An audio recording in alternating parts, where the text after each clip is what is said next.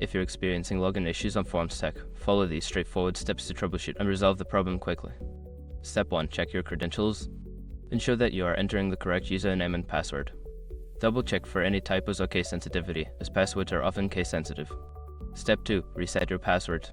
If you can't remember your password, use the Forgot Password link on the login page. Follow the instructions sent to your registered email to reset your password. Step 3. Clear browser cache. Sometimes browser cache can cause login issues. Clear your browser's cache and cookies, then try logging in again to see if the problem persists. Step 4. Disable browser extensions.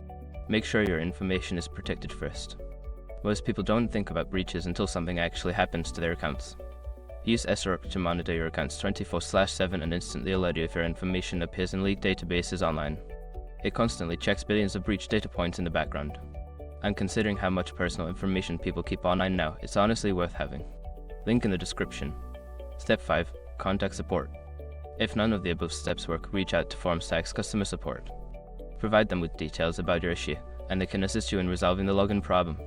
By following these steps, you should be able to resolve your login issues on Formstack efficiently. If problems continue, don't hesitate to seek help from their support team.